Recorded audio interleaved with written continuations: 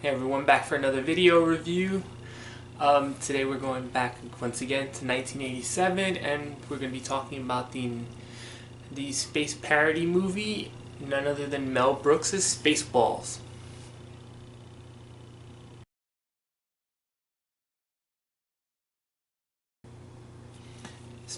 Okay, Spaceballs is the movie about a galaxy far, far away. Um, it takes place. What's happening is there's a planet called Druidia, and there are these bad guys named Spaceballs who happen to live on the planet Spaceballs. And what they are is they're a planet that's running out of oxygen. So they see this other planet named Druidia in the same star system that has plenty of oxygen, and they want to take it from them, basically.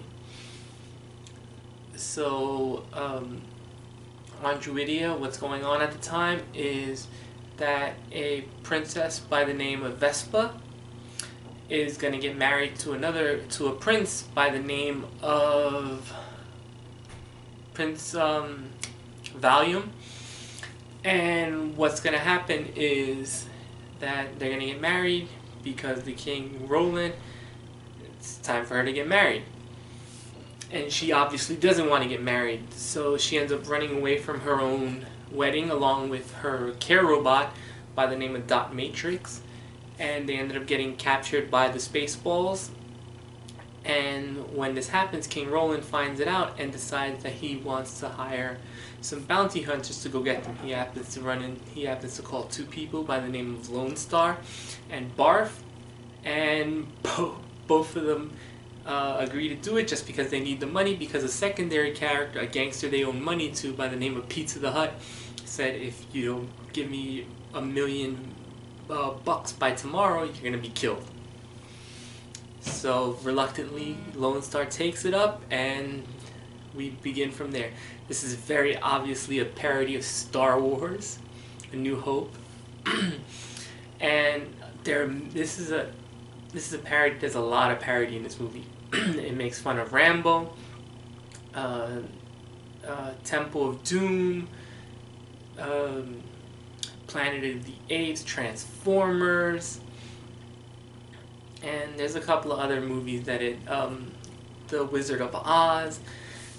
This movie is really funny. This is when parody movies, and Mel Brooks specifically, knew what parody movies were. It wasn't just, oh, you see this is from another movie, get it?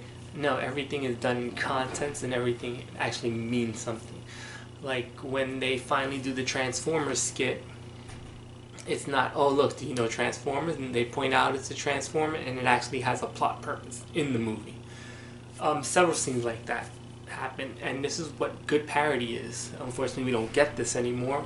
We get shitty parody. Now, some standout actors. John Candy as Barf, really good, and everyone's favorite line is when he finally meets Princess Vespa. He goes, "Oh, what are you?" He goes, "I'm a Barf." No, he goes, "Barf." He goes, "Oh, not in here, you don't." He goes, "No, I'm a Mog, half man, half dog. I'm my own best friend." Main character Lone Star is played by Bill Pullman, of all people. King Roland is played by Dick Van Patterson. Dark Helmet is played by Rick Moranis. The voice of Dot Matrix is played by Joan Rivers. This is a very high-studded cast for this type of parody movie. If I was to say, everyone plays their job really well. Rick Moranis is probably the MVP though, with his Dark Helmet. Just the way that he's approached, like, this is obviously a knockoff of Darth Vader. It's Rick Moranis is like 5'5", and he has this overgrown helmet on him, and he just the way when he has to put the helmet down and do the Darth Vader voice, he's so geeky. Even when he takes off his helmet and you see this small thin white dude with big round black glasses is hilarious.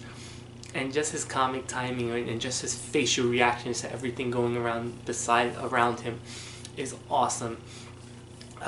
There's so many scenes with him that are good. Either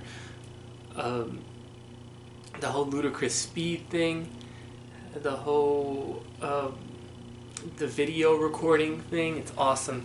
Mel Brooks is in it. He plays two different characters. He plays President Screwed, the leader of the Spaceballs, and he also plays Yogurt, which is a takeoff on Yoda. I can't say there's really a bad person in the whole thing. This is satire when satire actually meant something. When satire was really good. There's a really good and it has kind of something to say, or it's just making fun of what's going on at the time. Like Star Wars at the time was big into merchandise, even though this came out, I believe, 3 or 4 years after Return of the Jedi.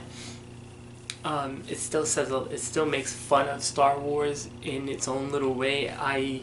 There's a part where they go into Yogurt's place, and he goes, "Well, what is this place?" And he goes, "Oh, merchandising." And he shows us these variable products and everything that they're selling. And it's just making fun of Star Wars and everything that they were selling. Because Star Wars wasn't just the movie. It was literally cartoons, comic books, toys. Everything in this movie makes fun of it in a very charming and very cool way. And if you have a really good eye, you can tell that they didn't have the budget to make certain things. So like they go Spaceballs, a coloring book, and it's a coloring book of Transformers, because you see Optimus Prime on it. It's just they slap the sticker over the Transformers logo and put Spaceballs. Same thing with the lunchbox. That's a Transformers lunchbox. I know, I used to have it. There's so many iconic scenes in this movie, whether it's the Planet of the Apes joke, the ludicrous speed joke. I really like the joke about the jam. There's an extended sequence where the bad guy's ship passes by the Lone Star ship, and Lone Star ship, of course, is not really a ship. It's a Winnebago with wings. To, just to emphasize his character. They pass by him, and after it happens, they go, "Oh, how are we going to find them?" And Colonel Sanders, the second command to Dark Helmet, goes, "Why don't we rent Spaceballs the movie?" And there's this whole meta joke and very breaking the fourth wall. This movie has a lot of breaking the fourth wall, whether it's in a fight scene, one of the camera people getting attacked, whether it's people talking directly at the fans or directly at the audience, or even parts where the cameramen just zoom in and hit characters. This is a very meta movie. There's one more scene about assholes that's all I'm gonna say. Just go watch it. It's a great, very funny scene. Let's run through the characters. Yogurt, obviously Yoda. John Candy's Barf is making fun of Chewbacca. Dark Helmet, Darth Vader. Lone Star, he's a mixture. I want to say he's Han Solo, but he also has elements of Luke Skywalker in him. Princess Vespa is supposed to be Princess Leia, obviously. They even have a sequence at the beginning of it where she's listening to music and she has the buns on her ear. The only thing is the buns are her headphones and she takes it off. It's a pretty funny joke when the first time you see it. Dot Matrix, voiced by Joan Rivers, is obviously making fun of C-3PO. This movie didn't really do well when it first came out. It barely made its budget. But a lot of people have it. I'm watching the 25th anniversary on Blu-ray release, which has some pretty good features on it if you're into that kind of stuff. It's a really good movie. If I were to grade it now, I think I'd probably give it an 8.5. It's really funny, it's smart, it's sharp. Rick Moranis is freaking killing it as Dark Helmet, which is an awesome joke. And he really steals the show, even though Bill Pullman is the main character. That's pretty much all I can say about it without really spoiling it for younger people who haven't seen it. Go out of your way to see it. Especially, it's so relevant now, especially since we just had another Star Wars movie 2 months ago. Or 3 months? Oh yeah, 2 months ago now.